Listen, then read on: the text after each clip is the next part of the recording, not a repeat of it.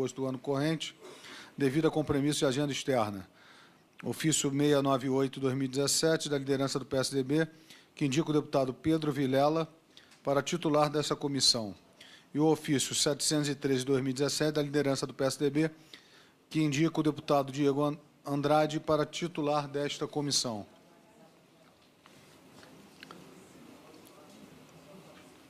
Darei início à audiência pública, agradecendo desde já a presença de todos e convido a tomar assento à mesa o senhor Eric Oioli, doutor em Direito da USP, com 20 anos de experiência de Direito Bancário, Mercado de Capitais e Indústria de Fundos.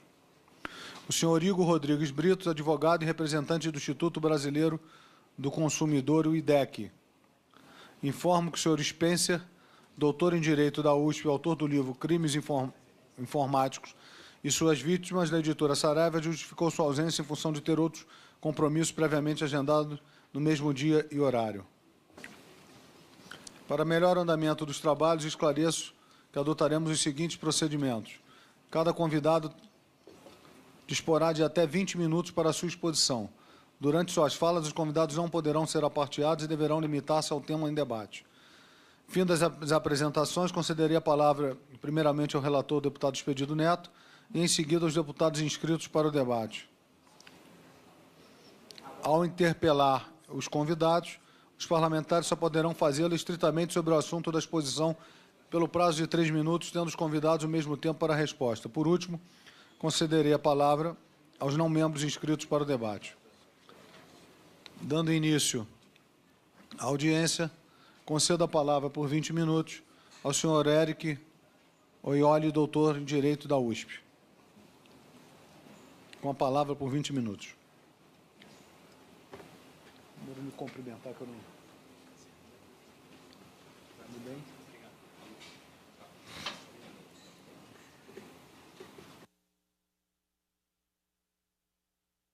Acho que está sem som. Então, dá para me ouvir? Dá, agora dá, né? Boa tarde a todos. Boa tarde, doutor deputado Alexandre Vale, doutor Igor. Boa tarde a todos os presentes. Quero, antes de mais nada, agradecer pelo convite para fazer parte dessa audiência pública. Para mim é uma grande satisfação e uma honra falar para os senhores sobre o tema referente ao projeto de lei número 2.303 de 2015, de autoria do deputado Dr. Áureo. Lá, como vai? Bom, eu preparei uma breve apresentação, no qual eu gostaria de procurar me limitar a fazer uma exposição, uma análise técnica sobre a perspectiva jurídica do projeto de lei número 2.303, sobre 3 enfoques, que são os enfoques que o próprio relatório buscou justificar a criação desse projeto de lei.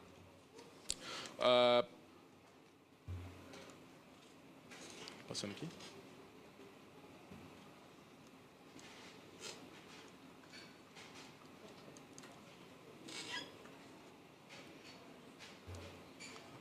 Foi.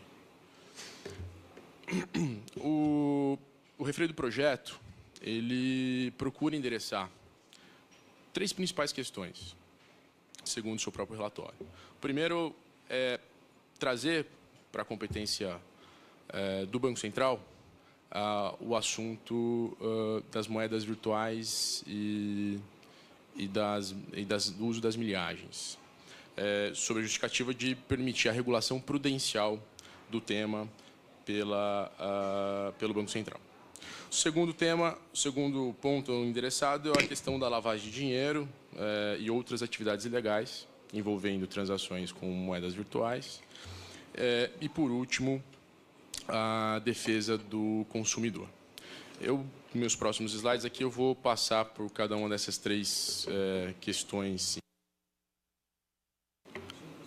Alô? Em relação à regulação prudencial do Banco Central, o projeto de lei ele traz como proposta a alteração do artigo 9º, inciso 1, da Lei número 12.865, de 9 de outubro de 2013, que é uma lei que, entre outros assuntos, determina a competência do Banco Central para regular os arranjos de pagamento. De acordo com o projeto, existe a proposta de alteração da redação desse referido inciso 1º do artigo 9º, para justamente incluir as moedas virtuais e os programas de milhagens. Eu trouxe aqui no slide para vocês a redação proposta. A parte proposta é justamente aquela que está grifada no slide.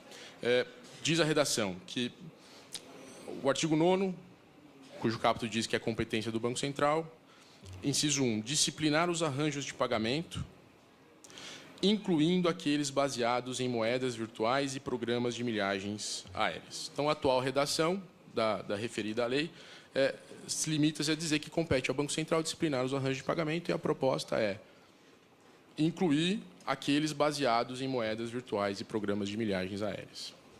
Bom, eu vou tecer algumas considerações a respeito dessa redação. Primeiramente, eu entendo que essa proposta ela se torna desnecessária, né? Primeiro porque o arranjo de pagamento ele não é restrito à moeda física ou mesmo à moeda de curso forçado, né? Essa própria lei, a 12.865, ela inclui, em tese, qualquer instrumento de pagamento, e que é definido pela própria lei como um dispositivo utilizado para iniciar uma transação de pagamento. Então, naturalmente, as ditas moedas virtuais ou as criptomoedas que podem assumir a função econômica de moeda, elas podem, sim, se enquadrar como um instrumento de pagamento para fins da lei. Então, seria desnecessário, a meu ver, você incluir dentro da lei as moedas, porque, na minha opinião, elas já estão incluídas dentro da definição de instrumento de pagamento. Eu tenho uma segunda consideração sobre essa redação. Além de eu considerar desnecessária, ela é uma inclusão tautológica, porque diz a atual redação que compete ao Banco Central disciplinar os arranjos de pagamento. E a proposta é incluindo aqueles arranjos baseados em moedas virtuais. Ou seja, para compreender a extensão da questão, nós temos que olhar para a definição de arranjo de pagamento. O que é o arranjo de pagamento dentro da própria lei? Segundo a Lei 12.865, arranjo de pagamento é definido como um conjunto de regras e procedimentos que disciplina a prestação de determinado serviço de pagamento ao público, aceito por mais de um recebedor, mediante acesso direto pelos usuários finais, pagadores e recebedores. Essa é a definição que está na lei, artigo 6º, inciso 1º, da Lei 12.865. Eu fiz questão de grifar o trecho da definição que se remete à prestação de determinado serviço de pagamento ao público. O exemplo clássico de arranjo de pagamento são os sistemas de pagamento por meio de emissão de cartões eletrônicos, meios eletrônicos de pagamento, cartão de crédito. Você tem uma administradora de cartão de crédito que ela administra um conjunto de regras por meio do quais pessoas aceitam receber pagamentos com aquele instrumento, que é o cartão, e outras pessoas aceitam receber aquele instrumento com uma carta de crédito. O cartão é uma carta de crédito em que o administrador confere a um usuário para que ele possa usar aquilo em estabelecimentos credenciados naquele sistema, possam receber aqueles pagamentos e depois o próprio administrador efetua o pagamento ao estabelecimento e recebe o pagamento do usuário do cartão. Evidentemente que um modelo como esse existe a prestação de um serviço por parte do administrador daquele sistema. Existe um sistema, efetivamente, de pagamentos. Esse é um modelo clássico que a própria lei né, ao definir arranjo de pagamento, tinha como objetivo, de fato, trazer para a alçada do Banco Central, trazer para a competência do Banco Central a regulamentação e fiscalização dos meios de pagamento, principalmente as empresas de cartão de crédito, né? Porque, como se sabe, historicamente, sempre se pretendeu regular os cartões de crédito, mas as instituições administradoras de cartão de crédito não são instituições financeiras pela definição legal, né? Elas não atuam na intermediação do crédito, elas não se subsumem à definição de instituição financeira que está no artigo 17 da Lei 4595. Portanto, era de fato necessário criar uma lei que trouxesse para a competência do Banco Central a regulamentação e fiscalização desses agentes pela relevância que eles têm na economia nacional. Pois bem, então, a gente, nessa primeira análise, a gente entende que as moedas virtuais podem ser enquadradas, de fato, como um instrumento de pagamento, muito embora não seja uma moeda eletrônica, como o próprio Banco Central já se manifestou por meio de comunicado, mas não deixa de ser, ou não, ela pode vir a ser usada como, de fato, um instrumento de pagamento. Portanto, ela poderia integrar um arranjo de pagamento. Eu poderia criar um arranjo de pagamento que se utilizasse ou se aproveitasse de criptomoedas como instrumento. Porém, a moeda virtual, né, baseada na tecnologia do blockchain, né, as criptomoedas, elas não envolvem, em regra, per se, né, a prestação de um serviço de pagamento. Portanto, os sistemas conhecidos hoje, os mais conhecidos, Bitcoin, Ethereum, eles não são um arranjo de pagamento para fins da lei. Por quê? Porque não existe prestação de serviço de pagamento. Então, eles não se enquadrariam. Então, ainda que você faça uma redação que vai dizer que compete ao Banco Central disciplinar os arranjos de pagamento, incluindo aqueles baseados em moedas virtuais, né, a grande parte dos sistemas que envolvem a circulação de moedas virtuais não constituem arranjo de pagamento, né. A criptomoeda, né, ela nada mais é do que um bem, é um ativo, né, que pode vir a assumir a função econômica de moeda, entre outras funções, né. Você pode usar a criptomoeda para N finalidades. Você pode usar ela como um contrato, você pode usar ela para atribuir direitos a pessoas, para comprovar que você é titular de bens, de propriedades, e você pode usar ela como meio de pagamento, tá? Ou seja, não é per se um serviço. Não sendo um serviço de pagamento, não é um arranjo de pagamento. O que não significa que não possa existir serviços acessórios à atividade que envolve a circulação dessas moedas, né? Como a mineração de criptomoedas, a validação dos blocos dentro do blockchain, a intermediação, a corretagem, né? São serviços, mas não são serviços de pagamento. Não obstante isso, não obstante essas colocações, que, na minha opinião, de fato, fazem desnecessária a referida inclusão, né, a alteração dessa legislação, o meu principal ponto a esse respeito é que, se a preocupação é fazer com que o Banco Central tenha competência para regular as moedas virtuais, essa preocupação, hoje, ela é desnecessária, porque essa competência já existe. Essa competência precisa vir em decorrência da alteração da Lei 12.865. Essa competência está na Lei 4595, de 64, década de 60, né, que é a Lei da Reforma Bancária, que foi recepcionada pelo nosso ordenamento jurídico como lei complementar, né, que disciplina as competências do Conselho Monetário Nacional e do Banco Central. E, dentre essas competências, está regular e fiscalizar as moedas e os meios de pagamento. Então, o Banco Central e o Conselho Monetário Nacional já possuem essa competência hoje. A gente não precisa de uma lei para dizer isso, né? Então, eu trago aqui alguns exemplos que estão na Lei 4595. Existem vários, né?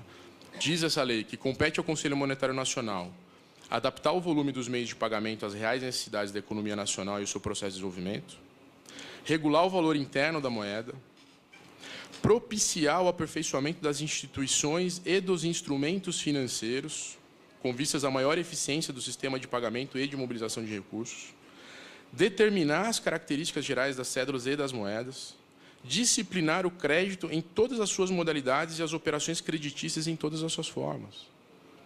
Então, o Conselho Monetário Nacional já tem uma ampla competência para que, se ele quiser, regular as moedas virtuais. E na esteira dessa lei, o artigo 9º diz que compete ao Banco Central cumprir e fazer cumprir as disposições que lhe são atribuídas pela legislação em vigor e as normas expedidas pelo Conselho. E aí, entre as suas competências mais específicas, você tem executar os serviços do meio circulante, exercer o controle do crédito sobre todas as suas formas e exercer permanentemente a vigilância dos mercados financeiros de capitais sobre as empresas que, direta ou indiretamente, interfiram nesses mercados e em relação às modalidades e processos operacionais que utilizem.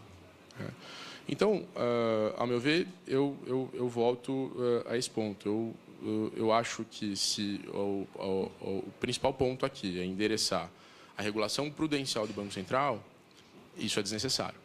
Não só porque me parece não ser a lei mais apropriada para endereçar a questão, porque lidar com moeda virtual não significa necessariamente você lidar com arranjos de pagamento, o que, de novo, não impede que esses arranjos, que essas moedas façam parte de arranjos de pagamento, mas a utilização delas per se não significa você lidar com o arranjo em si. E porque, principalmente, o Banco Central e o Conselho Monetário Nacional já têm competência para isso, que está na Lei 4595. Então, essas são minhas considerações sobre o primeiro ponto. Em relação ao segundo ponto, endereçado no projeto, está a questão da lavagem de dinheiro. E nesse ponto, a proposta do projeto de lei é incluir o parágrafo 4º no artigo 11 da Lei 9613, que é a lei que trata dos crimes de lavagem de dinheiro. Qual é a proposta? A proposta, basicamente, é dizer que todas as negociações que envolvam moedas virtuais sejam olhadas com atenção pelos agentes que são listados lá no artigo 9º dessa lei, que são as pessoas sujeitas a reportar operações ao COAF. Então, a legislação exige que essas pessoas que estão lá no artigo 9º, ao lidar com operações de negociação de moedas virtuais e programas de milhagem, deem uma atenção especial toda vez que houver indícios da prática de crime de lavagem de dinheiro ou outros atos ilícitos e comunique essas operações para o COAF. Pois bem, na minha opinião, eu também entendo que essa proposta, da forma como está feita, ela é inócua. Por quê? Porque toda e qualquer operação que envolva indícios da prática de crime de lavagem de dinheiro, independentemente se for com moeda virtual, se for a transferência de um apartamento, enfim, de uma obra de arte, qualquer que seja a transação, você é obrigado a comunicar ao COAF. Então, não há necessidade de você criar um parágrafo 4º simplesmente para endereçar essa questão. Caso contrário, você ainda corre o risco, com essa inclusão, de se interpretar que toda e qualquer operação que envolva a negociação de moeda virtual represente indício de lavagem de dinheiro e tenha que ser notificado ao COAF. O que não me parece apropriado. Porque significaria dizer que é o mesmo que toda operação que envolvesse, por exemplo, compra de obras de arte ou contratação de empresas de consultoria, que são dois artifícios bastante utilizados para ocultação do produto de crimes, utilizados para lavagem de dinheiro, deveriam ser comunicados ao COAF. O que também não me parece apropriado. O que não significa, porém, que o tema não seja relevante. Existe, de fato, uma preocupação grande em relação a essas transações com a prevenção da prática de crimes de lavagem de dinheiro.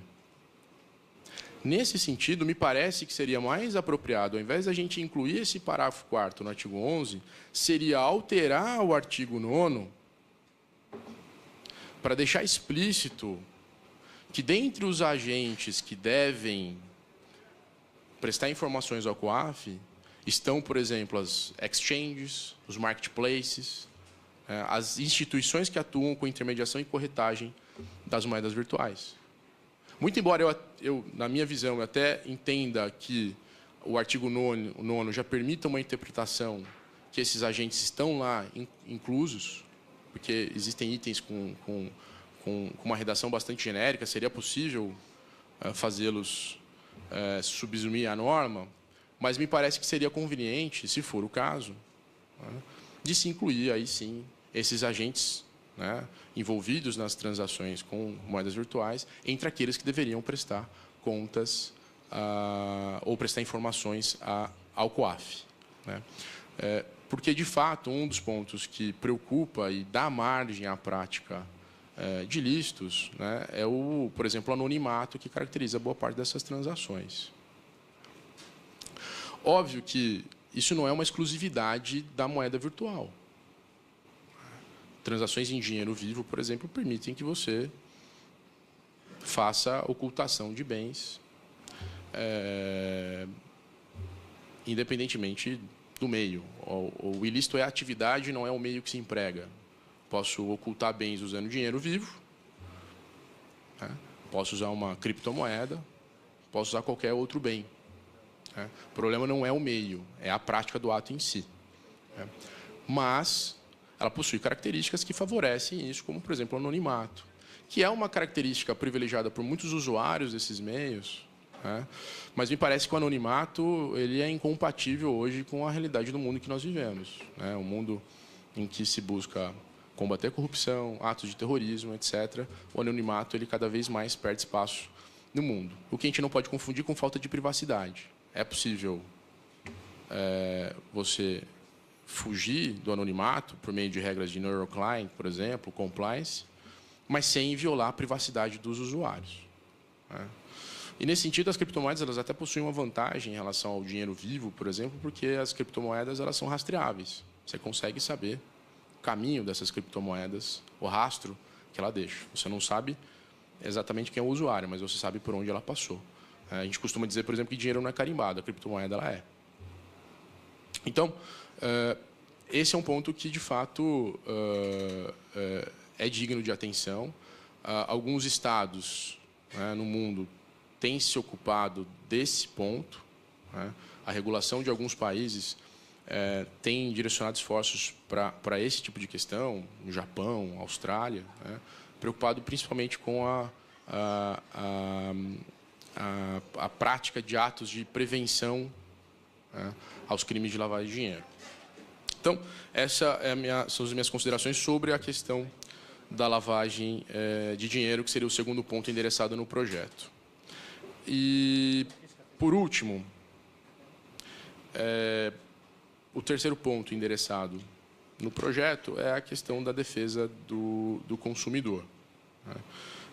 Eu não vou me estender muito nesse tema, meu tempo está acabando e a gente tem o Dr. Igor aqui, que é um especialista no tema, pode falar com muito mais propriedade do que eu, mas, do ponto de vista técnico, eu só queria fazer uma breve consideração sobre o tema. Passou aqui um slide. O dispositivo sugerido pelo projeto, que seria o seu artigo 3º, ele diz que aplicam-se às operações conduzidas no mercado virtual de moedas, no que couber as disposições da Lei 8.078, de 11 de setembro de 90, e suas alterações. Bom, na minha opinião, é desnecessário a gente ter uma lei para dizer que uma outra lei se aplica no que couber. É uma questão lógica. Eu não preciso de uma lei para dizer que o Código de Defesa do Consumidor se aplica no que couber. Por óbvio que ele vai se aplicar no que ele couber. Então, é desnecessário. Seria necessário se for a gente estabelecer uma exceção à aplicação daquela lei. Então, a gente tem que olhar e continuar olhando para o Código de Defesa do Consumidor, que é uma lei específica, especial, que endereça muito bem a proteção do consumidor nas relações de consumo. Então, a gente tem que olhar, existe relação de consumo nas transações que envolvem criptomoedas? Aqui você pode discussão. A criptomoeda é um bem que é consumido pelo usuário como destinatário final. A moeda é um bem de circulação por essência. Então, a lei define que é consumidor toda pessoa física ou jurídica que adquira produtos ou serviços na qualidade de destinatário final. Então, se eu adquiro uma moeda, eu sou o destinatário final daquilo? Possivelmente não. Então, talvez você tivesse dificuldade, por esse quesito, de qualificar uma relação de consumo, que não significa que não seja possível você qualificar relações de consumo nas prestações de serviços que existem nesse meio, como intermediação, corretagem. Existe serviço, existe relações de consumo que são dignas da atenção do Código de Defesa do Consumidor. Mas, de novo, na minha visão, seria desnecessário a gente ter um artigo na lei para dizer que o Código de Defesa do Consumidor se aplica, porque ele vai se aplicar sempre que houver relação de consumo. Por fim, minhas considerações finais. Eu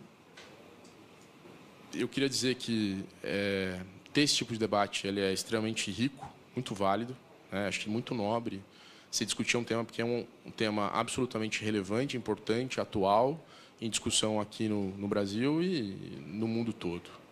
Porém, a gente não pode ignorar que nós temos uma legislação hoje que, bem ou mal, ela já oferece ferramentas para você lidar com os efeitos colaterais de eventuais transações com moedas virtuais. Porque podem haver efeitos colaterais. Você pode ter práticas de ilícitos, fraudes. Isso tudo é possível. Mas a nossa legislação já oferece ferramentas para isso.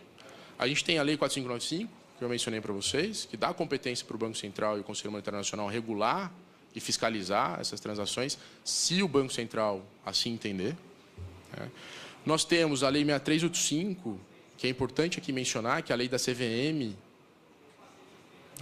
porque as criptomoedas elas podem também assumir a forma de valor mobiliário, e se assim o for, elas vão estar sujeitas à fiscalização da Comissão de Valores Mobiliários, que visa a proteção dos investidores no mercado de capitais. Nós temos o próprio Código de Defesa do Consumidor, nós temos as leis penais, nós temos a Lei 9.613, que trata dos crimes de lavagem de dinheiro. Nós temos a Lei dos Crimes contra a Economia Popular, que tem dispositivos que permitem lidar com questões que podem surgir dessas negociações. E nós temos as regras também do direito privado. Esse tipo de debate ele me remete ao debate que a gente viveu há 20 anos atrás com a internet.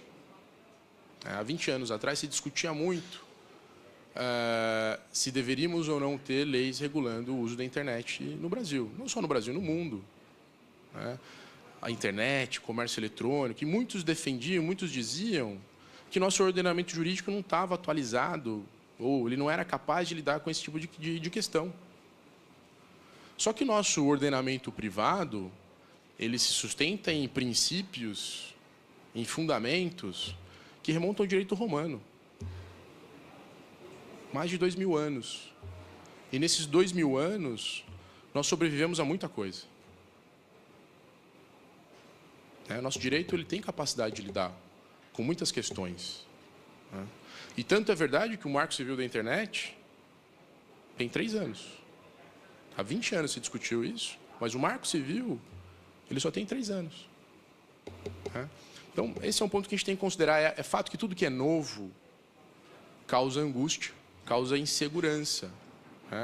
E existe aqui talvez uma falsa insegurança uma insegurança jurídica em relação ao tema, que ela não é verdadeira. Nós temos leis que podem lidar com os efeitos colaterais dessas transações. E aqui você tem um conflito com uma potencial inibição à inovação. São tecnologias novas, são tecnologias que estão sendo discutidas, debatidas, não só aqui, no mundo todo, é tudo muito recente. A gente tem que ter o cuidado, a cautela de uma regulação excessiva ou no momento não oportuno, de você acabar inibindo o desenvolvimento de tecnologias, né, que podem ser relevantes para o país e para a sociedade como um todo. Né? A gente está falando aqui do desenvolvimento do blockchain como um todo, que a moeda é só um desdobramento dessa tecnologia. Existem outras funções, outras finalidades que podem interferir profundamente na nossa sociedade. Então, a gente tem que ter um certo de cautela com isso. O que não significa também, porém, que a regulamentação do tema também não seja importante, no seu momento oportuno. Talvez a gente não precise necessariamente de leis sobre o tema. Talvez a gente precise de regulamentos sobre a questão, na esfera de competência de cada autoridade. Banco Central, talvez, o Banco Central já se posicionou no sentido de que, pelo menos num primeiro momento, ele não deseja regular as moedas virtuais, porque eles quem entende que seja uma moeda. Mas tem questões relevantes, como questões cambiais, transações internacionais envolvendo criptomoedas, como é que se lida com isso? Questões sob a ótica do fisco, como é que se tributam essas transações? Como que eu trato esse ativo? É uma moeda, é um ativo financeiro, é um bem? Qual a alíquota do imposto de renda? Existe OF, não existe OF? Isso tudo gera insegurança. Esse tipo de insegurança existe, esse tipo de insegurança pode inibir essas atividades. Então, isso tudo aqui não significa que a regulação não seja necessária. Ela é necessária e ela é desejável para conferir um mínimo de segurança aos agentes desse mercado. Né? Só que a gente tem que ser muito cauteloso com a dosagem e o momento adequado para isso. Essas são as minhas considerações e passo a palavra para o deputado. Obrigado, eu agradeço, Eric. Passo a palavra por 20 minutos ao senhor Igor Rodrigues Brito, advogado e representante do Instituto Brasileiro do Consumidor, o IDEC. Muito obrigado, deputado Alexandre Valli. Boa tarde a todos os presentes. Obrigado à senhora Raquel Figueiredo por ter contribuído para que o IDEC pudesse também estar presente na discussão dessa comissão.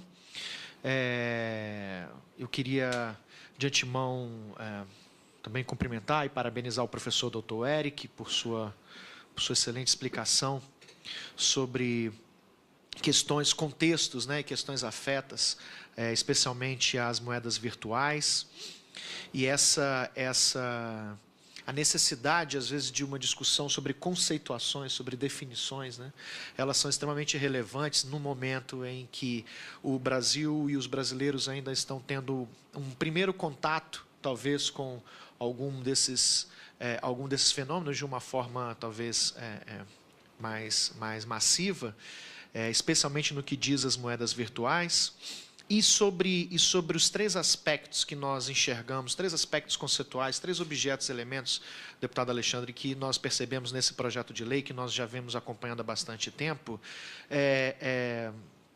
existem três elementos ali que talvez são realmente necessários um debate, um aprofundamento, um estudo, que são o próprio conceito, utilização, os impactos na economia e também uns impactos de uma regulação sobre o fenômeno das moedas virtuais, a própria definição de arranjo de pagamento, como ela foi pensada pelo próprio Conselho Monetário Nacional e para onde ela está caminhando agora, na medida em que é legítimo que o parlamento considere que talvez ele enxergue ali, dentro desse conceito, outros fenômenos. E como o professor Eric disse, talvez nem é necessário colocar um inclusive, porque ali já está incluído as moedas virtuais dentro dessa definição, ou talvez não, talvez tenhamos aí com alguns pensadores, estudiosos sobre o tema, alguma discordância a esse respeito. E tem um outro elemento que o IDEC acompanha com maior facilidade, porque o IDEC, como uma entidade civil que está há 30 anos representando e defendendo os interesses do consumidor no país, acaba sempre lidando com aquilo em que a massa da sociedade, né, o povo brasileiro, tem tido mais contato, mais uso e efetivamente problemas. Né? Para quem não conhece, o Instituto Brasileiro de Defesa do Consumidor é uma associação civil de consumidores, fundada há 30 anos atrás, por grandes doutrinadores e pensadores do direito do consumidor. Então, o IDEC é anterior ao Código de Defesa do Consumidor. Os fundadores do IDEC ajudaram a criar, né, discutir o próprio Código de Defesa do Consumidor. e está envolvido nas maiores causas, tanto perante o judiciário, mas também como perante o legislativo e o executivo nas políticas públicas, nas tensões que existem entre fornecedores de produtos e serviços e os consumidores, os seus usuários. Então, nessa medida, eu quero chamar a atenção de todos presentes que é claro que a perspectiva do IDEC é sempre uma perspectiva a partir de uma problematização. Ou seja, as pessoas procuram os entes de defesa do consumidor quando elas têm problemas ou quando elas precisam de orientação jurídica e técnica para evitar problemas.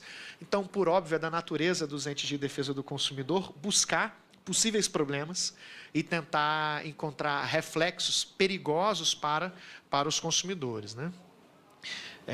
E nesse momento de crise econômica, ou reestruturação, né, essa passagem histórica, política, social e econômica que o Brasil vem vivenciando, a gente, por óbvio, acaba sendo bastante demandado para perceber os fenômenos que podem ser, de uma certa forma, problemáticos. Então, eu vou concentrar, deputado Alexandre, a minha fala, na medida em que o professor Eric fez uma excelente explanação para nós sobre as questões relacionadas às moedas virtuais. Eu vou me apegar, então, ao tema dos programas de fidelidade, porque os programas de fidelidade, esses sim, os brasileiros utilizam já diariamente, eles já reclamam há muitos anos perante os PROCONs sobre problemas que eles vivenciam, sobre programas de fidelidade, já há uma maturidade do consumidor, já é um mercado complexo, que já gira bilhões de reais, né, no Brasil, e por isso talvez a nossa maior contribuição possa ficar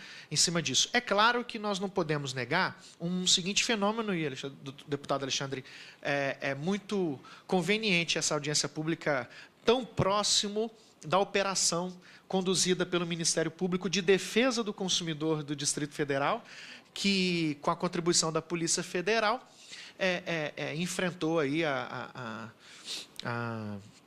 as questões e as ameaças de uma possível pirâmide, ou já concreta, ou assim já concretizada como entendida, pirâmide formada pelos aqueles que criaram aqui em Brasília a tal da CryptaCoin.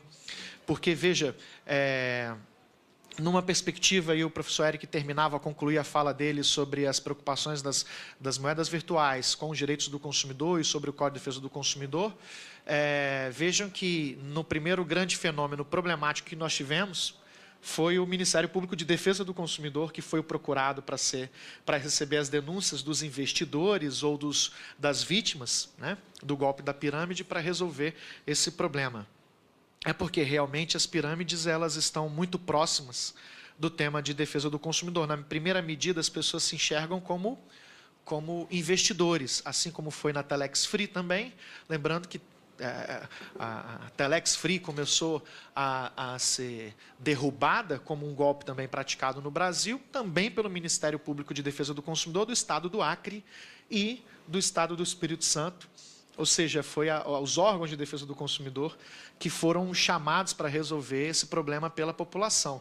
Quando os investidores se percebem como vítimas, eles se identificam como consumidores. Então, a defesa do consumidor está sempre muito próxima disso, de resolver problemas e conflitos grandes. No que diz respeito às moedas virtuais, a população brasileira ainda talvez não esteja fazendo um uso normal, como em outros países, né?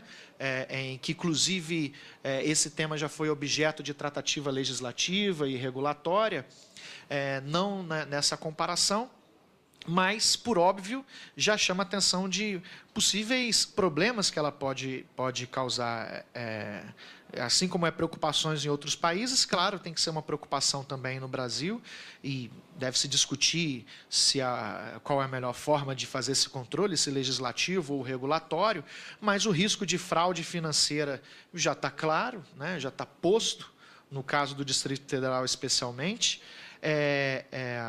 E não tendo lastro, essa moeda vem sendo utilizada como ativo de investimento, como o professor Eric bem disse, e não se pode negar que ela já é tratada, de certa forma, pela economia convencional, como algo existente, né? As moedas virtuais, se não me engano, professor Eric, já são comercializadas em casa de câmbio no Brasil. já é possível declarar no imposto de renda, né, esse ativo, e não podemos negar, então, que ele está posto, né? Agora, com os programas de fidelidade, talvez eu queria concentrar esse espaço de tempo, né, para complementar, então, a contribuição e a manifestação do professor Eric.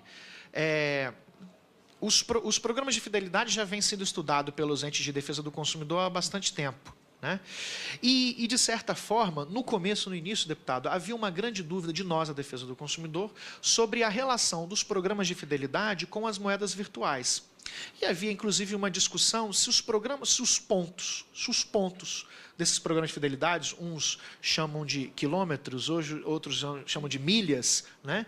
Mas, para utilizar uma nomenclatura mais universal, vamos chamar de pontos aqui na minha explanação, se esses pontos poderiam ser equiparados a moedas virtuais. No começo, lá atrás, na medida em que esses pontos eram objetos em que você acumulava quando consumia determinados serviços e trocava por créditos nessa mesma empresa que lhe prestou o serviço, ou seja, mais clássico que assim começou no Brasil, as companhias aéreas, à medida que o consumidor contratava e deixava ali dinheiro e recursos financeiros em moeda real para adquirir um bilhete, ele acumulava determinados pontos para depois trocar nessa mesma companhia por novos bilhetes. Nós tínhamos uma dúvida se isso poderia ser equiparado a moedas virtuais.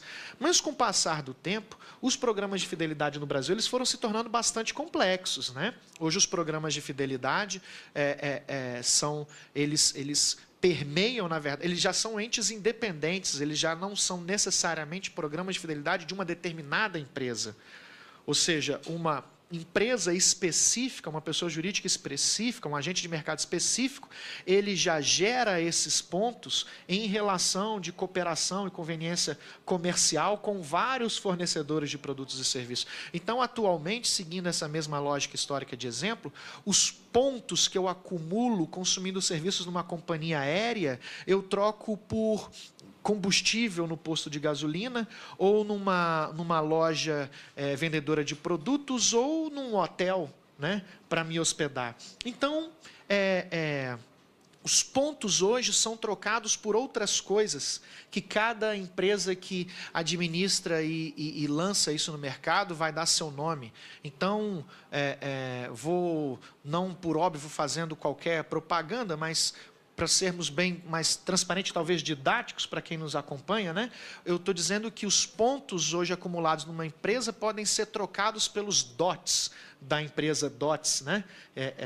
Então, esses DOTs, será que não seriam as tais moedas virtuais, na medida em que eu os adquiro, né, troco eles por dinheiro que eu comprei no serviço e vou compensá-los em pagamento e outras coisas?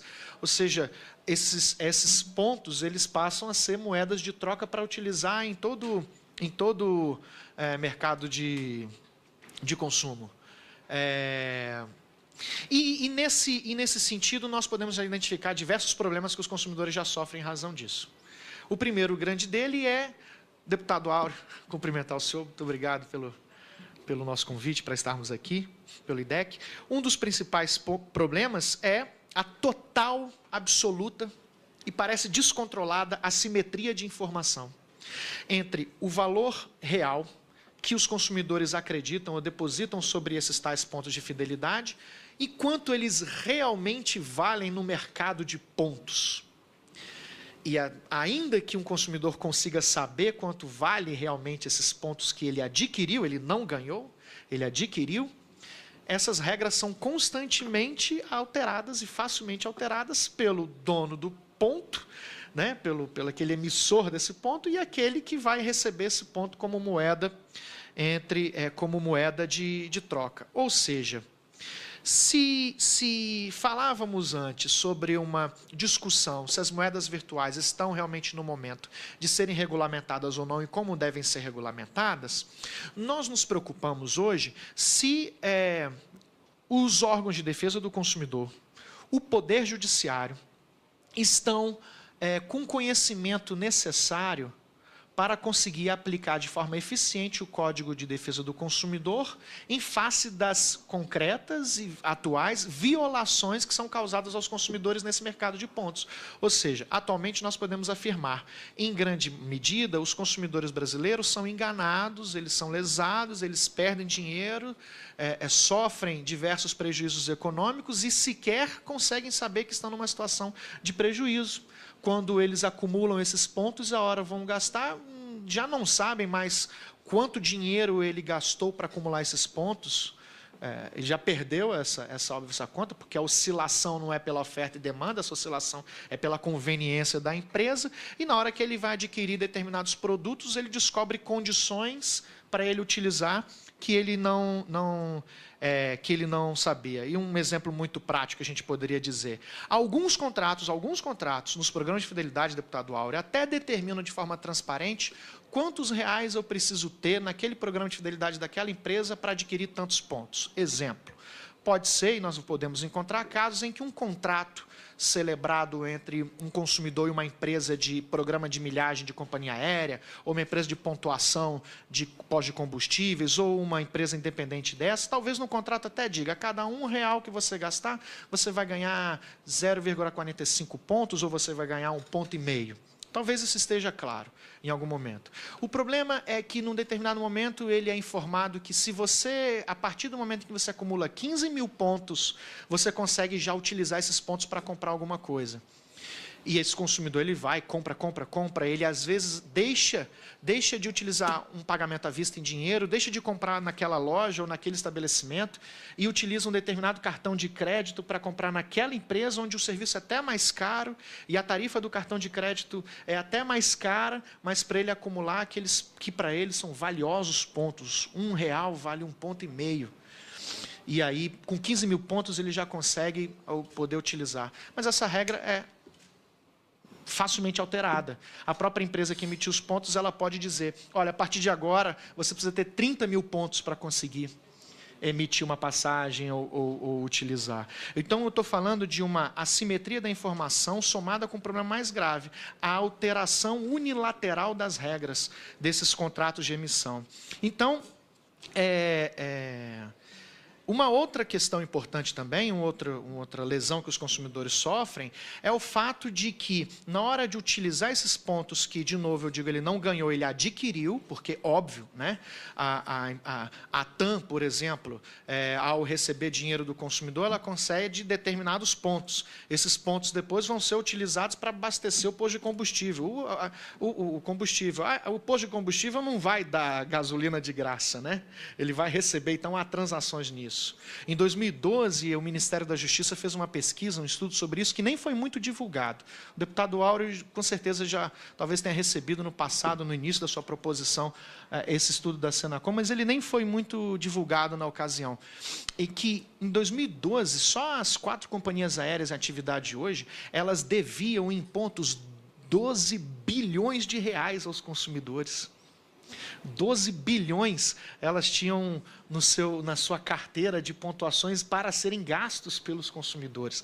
Esses 12 bilhões, por óbvio, se eles realmente foram utilizados, se ela concedeu, porque as regras também, deputado Áureo, oscilam e expiram ainda por cima. Aqueles pontos que eu adquiri, que eu paguei por eles também, eles se esgotam se eu não gastar. E esse prazo, isso tudo oscila. Então, 12 bilhões de reais em passagens, ou em gasolina, ou em créditos em compra, eles estavam circulando. E aí os preços dos produtos também, e hoje os consumidores reclamam muito disso nos órgãos de defesa do consumidor, eles são muito diferentes quando pagos em moeda real e em pontos. Por exemplo, eu acumulo 10 mil pontos e acho que isso é suficiente para comprar uma passagem de Brasília ao Rio de Janeiro, né? Porque 10 mil pontos eu demorei aí 3 anos para acumular esse tanto, gastei muito dinheiro para acumular, no meu exemplo, nessa hipótese, 10 mil pontos. E aí eu vou comprar uma passagem aérea e fico na dificuldade, porque ali está oferecendo, a passagem está a R$500, a passagem, ou 5 mil pontos.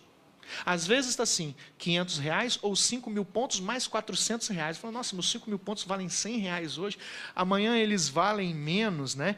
Então, talvez uma proposta de regulação dessa, quando ela quer proteger os consumidores, nessa perspectiva, vou me concentrar só no que diz respeito aos consumidores. Dentro dessa perspectiva, de certa forma, ela tem que enfrentar, atacar a dificuldade dos consumidores serem devidamente informados sobre o valor real, sobre a ideia de que aqueles pontos são um bem jurídico que eles adquiriram, eles gastaram, portanto, eles não deveriam expirar, eles não deveriam acabar, eles não deveriam ter valores que flutuam de acordo com a vontade da empresa.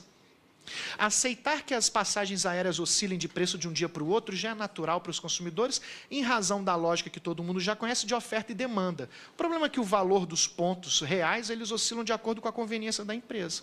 Quanto ela deve hoje, ela quer dever menos amanhã, então ela tem essa variação. E isso afeta, como eu disse agora há pouco, já encerrando, deputado, vou conseguir encerrar no meu tempo, isso afeta o comportamento dos consumidores. Esses mesmos estudos feitos lá atrás, em 2014, de 2012 a 2014, feitos pelos órgãos de defesa do consumidor, concluiu que é verdade, todos nós sabemos disso, as pessoas, quando elas se fidelizam àquele programa de fidelidade, elas passam a gastar mais dinheiro comprando determinados produtos ou utilizando aquele cartão de crédito porque ele acumula pontos. Então, isso afeta a concorrência, de certa forma.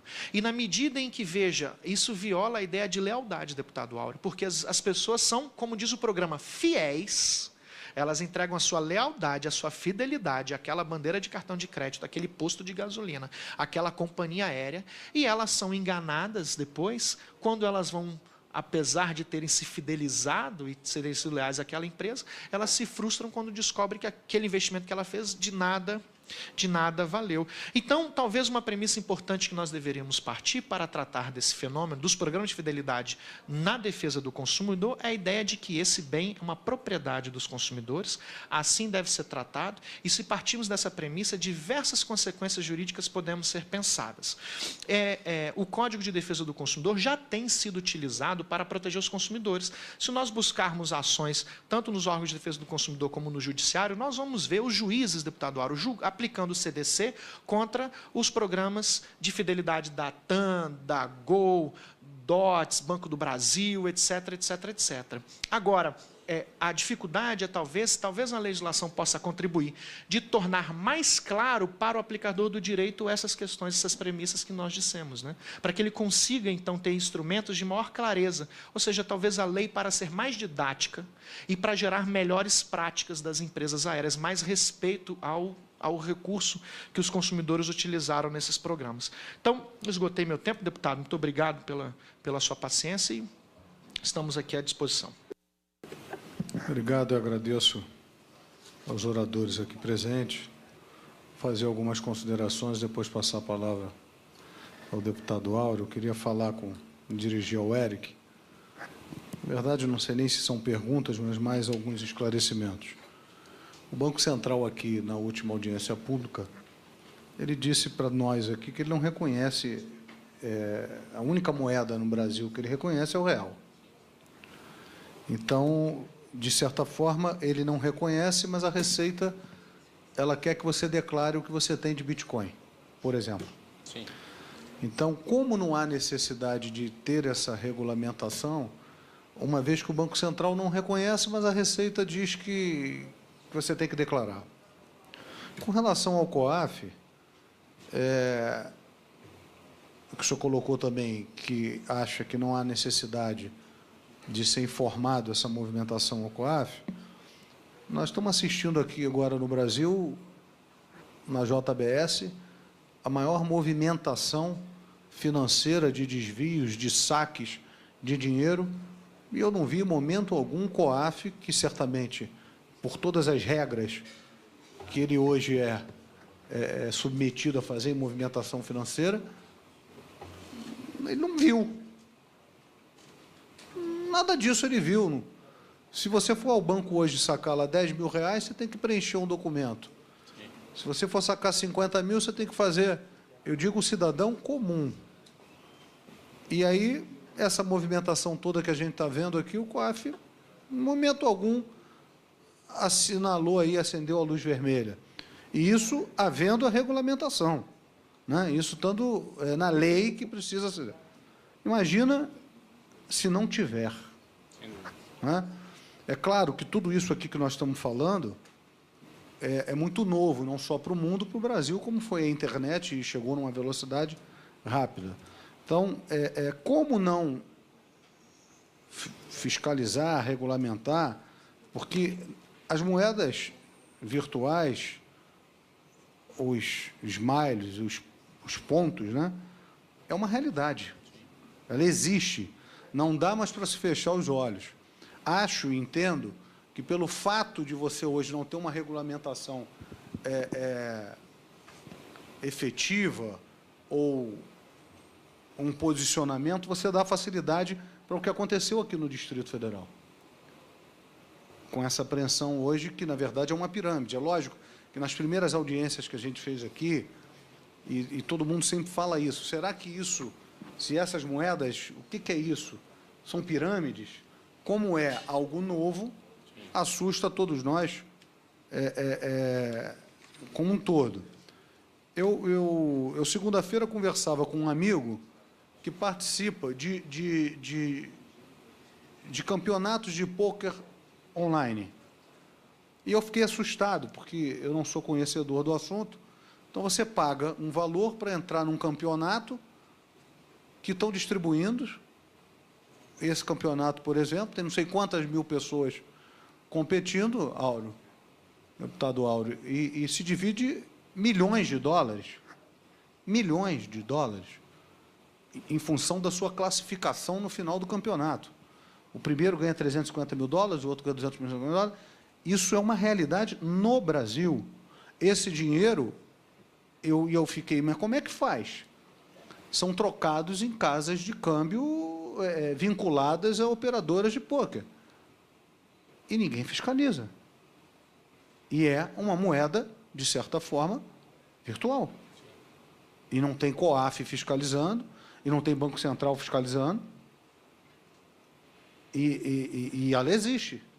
Já é algo que vem acontecendo no Brasil. Eu acho, né, que o melhor sistema será, ainda não estou completamente convencido, mas a liberdade dessa movimentação.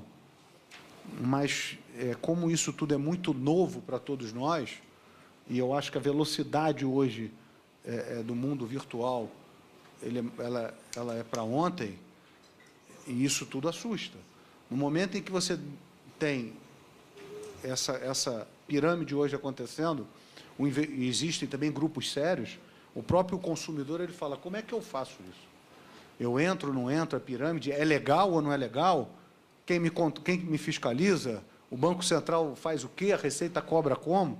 Então, eu acho que isso tudo é algo que a gente precisa realmente discutir e falar sobre isso. Com relação às milhas, Igor, às vezes eu acho até que é vergonhoso, né? Porque as empresas elas aumentam as suas passagens ou colocam os valores numa passagem milha de acordo com a sua boa vontade, né? Eu, por acaso, fiz uma viagem internacional com um irmão meu, que eu fui e voltei por 100 mil milhas. Hoje eu não consigo ir uma pessoa só com 100 mil. Né? E também ninguém regula. Agora eles estão aumentando o prazo da expiração das milhas, porque antigamente o prazo era menor. Você tem empresas hoje de milhas que valem mais do que a própria companhia aérea no mercado. Né? E como é que fica isso? Como é que é a posição da defesa do consumidor, por exemplo, nessas milhas que expiram? Né? Antigamente você tinha 100 mil pontos, achava que tinha ponto à beça, que podia... Hoje você não vai a lugar nenhum. E é ao bel prazer e ninguém regula. É da forma que eles querem. Né? Então, eram essas colocações que eu queria fazer, porque a milha ela é dinheiro. Porque você compra.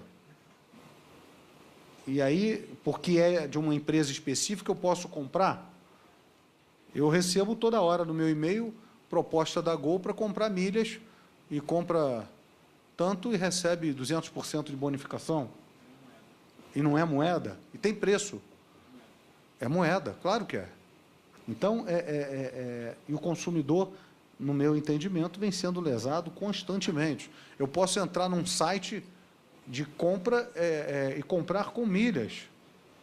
Eu posso comprar liquidificador. Eu posso trocar minhas milhas por liquidificador. O liquidificador tem dinheiro, tem um valor. E quem controla essa operação? Como é feito isso? E qual é o posicionamento? Porque eu imagino que devam ter várias ações na defesa do consumidor. Como é que se posiciona a defesa do consumidor com relação a isso? Essas são as minhas considerações. Vamos concluir aqui, depois vocês respondem. Tá bom.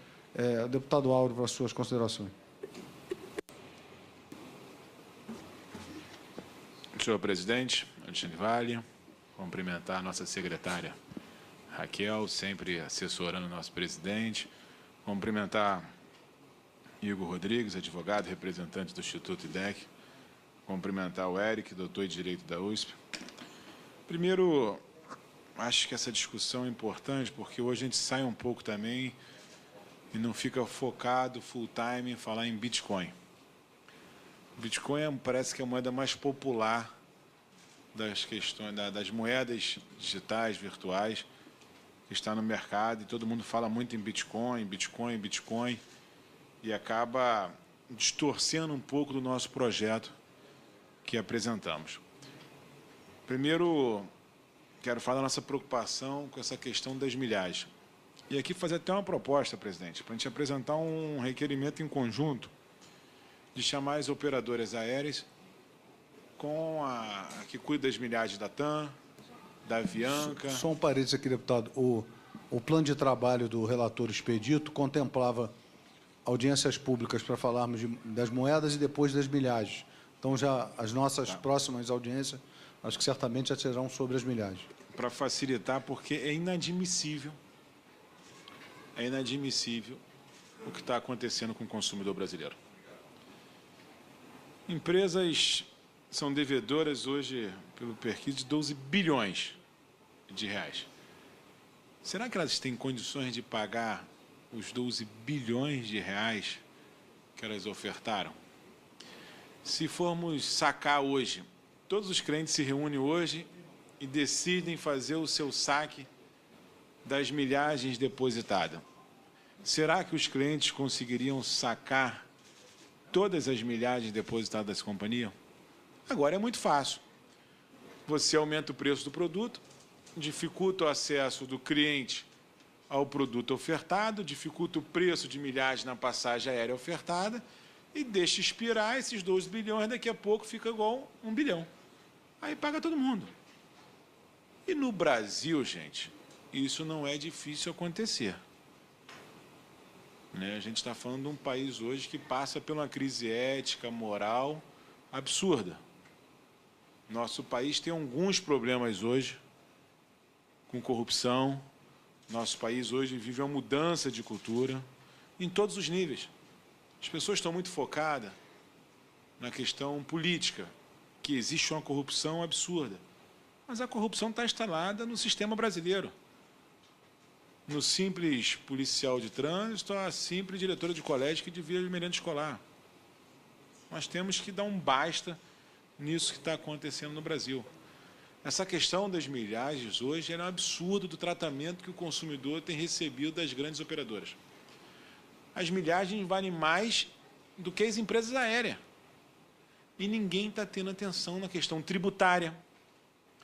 Porque se expira, se some esses milhões de reais, se você tem 12 milhões, ele pode amanhã aparecer 4 bilhões, como é que fica a questão tributária desses recursos?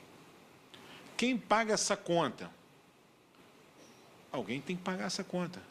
Como é que fica esse ativo? Será que ninguém está vendo isso? Será que essa discussão não é uma discussão saudável? Será que essa discussão não vai ser feita? Nós estamos compactuando quando não tomamos nenhuma atitude. Por isso que apresentamos esse projeto de lei. Estamos discutindo numa comissão especial. chamando diversos especialistas para aprofundar e resolver esse problema das milhares no Brasil. Nós queremos com profundidade trabalhar esse tema e quero aqui reafirmar, presidente, para que a gente possa apresentar um conjunto aqui de requerimentos e detalhar para que a gente possa tomar medidas necessárias e colocar isso no nosso projeto de lei que acabe esse sofrimento do consumidor brasileiro. Quero deixar algumas perguntas aqui. E aí eu vou abranger Bitcoin e vamos falar de todas as questões aqui colocadas. Mesmo que tenham sido criados para contornar o sistema financeiro tradicional e regulado, os senhores não acham que seria benéfico para os consumidores e investidores nesses sistemas virtuais de regulação a chancela pública? A regulação dali lhe daria um impulso e maior disseminação e ainda que implicasse também custos de transação. Essa a gente trata específico das questões das moedas. Apesar da crise econômica, a expectativa é que a movimentação de Bitcoin se multiplicará por 3 e chegará a 1,3 bilhão no país, segundo os dados do portal Bitvalor, por constituírem arranjos de pagamento de potencial relevante em construção. Os senhores entendem que é necessária a regulamentação? O Eric acha que não é necessário, nas falas, a regulamentação da questão das moedas digitais virtuais no país. A gente tem alguns exemplos aí do que tem acontecido no mundo e no nosso país. Os senhores consideram o mercado de moedas virtuais pode ser lesivo aos consumidores? Por quê? Quanto à proteção ao consumidor e ao Bitcoin, o que tem sido feito? Recentemente, a Polícia do Distrito Federal deflagrou a Operação Patrick, que demonstrou fraudes e uso ilícito das moedas virtuais. A falsa moeda foi comprada por cerca de 40 mil pessoas e rendeu 250 milhões a estelionatários. Segundo a Polícia Civil, a regulação não seria uma solução para esse tipo de crime. Eu estou apresentando requerimento para discutir essa operação da Polícia Civil no Distrito Federal, para que a gente possa detalhar. Se não há nenhuma autoridade responsável, como podemos nos resguardar de possíveis problemas? Nós temos uma grande dificuldade hoje com essa questão das moedas, porque ainda não está tão popular no Brasil. Isso é um tema que, até aqui no nosso meio, dos deputados, falam: o que é isso que você está discutindo lá, Áureo? Qual é a discussão dessas moedas? Alguns muito interessados, outros não têm noção nenhuma do que a gente está discutindo. Alguns usuários na internet que acompanham o nosso projeto acham que a gente quer prejudicar o uso da moeda. Pelo contrário, nós queremos facilitar. E existe uma preocupação muito grande que esse Brasil, o sistema funciona para atender os bancários, os banqueiros. Nosso sistema atende os banqueiros. E o sistema sempre foi assim. A partir do momento que começar a incomodar muitos bancos brasileiros, eles vão dar um jeito de atrapalhar a vida do consumidor brasileiro. Funciona assim. Essa é a regra que o Brasil adota. Quem ganha dinheiro nesse país? São os bancos. Quem massacra o trabalhador, o operário? São os bancos. Você vê os juros que nós pagamos no cartão de crédito. Cai os juros brasileiro. O cartão de crédito você paga um absurdo de juros. Cai os juros brasileiro, você paga uma taxa absurda do cheque especial. Quem ganha dinheiro no Brasil? São os bancos.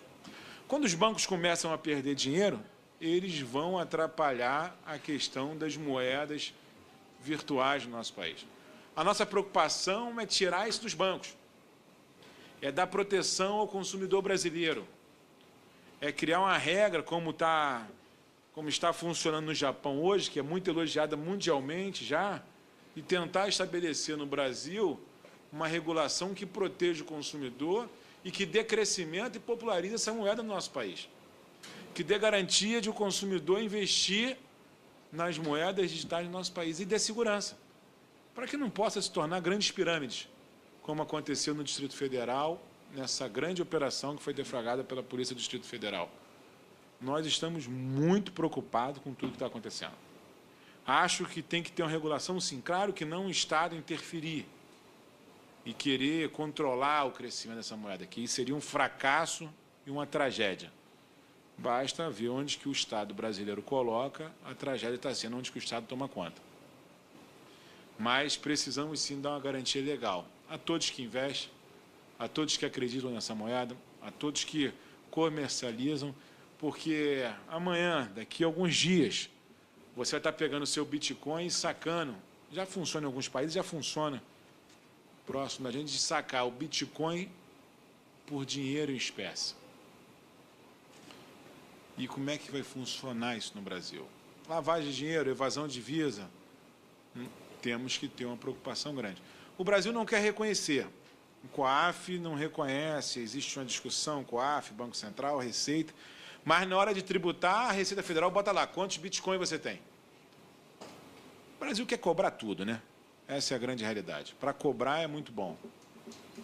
E essa preocupação existe real para que a gente possa fazer a proteção do consumidor brasileiro, defender a todos que investem em Bitcoin, todos que investem em moedas virtuais, criar aqui uma regulação copiando de um país sério, que funcione e que não prejudique de maneira, em hipótese nenhuma, o crescimento dessa moeda. Então, quero deixar aqui claro para todos que nos assistem que a nossa preocupação é com quem investe e com quem usa o Bitcoin e qualquer moeda digital no Brasil.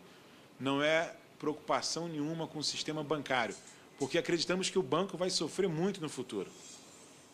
O banco cada dia vai ser menos usado e as pessoas vão buscar alternativa para sair desse sistema bancário que prejudica hoje o trabalhador, a classe operária, que só tira dinheiro nosso, cobrando uns juros absurdos, massacrando a população brasileira. Então, deixo as minhas perguntas, quero pedir ao presidente uma força-tarefa para que a gente possa estar pautando. Eu estou apresentando esse requerimento do Distrito Federal agora que fala dessa operação.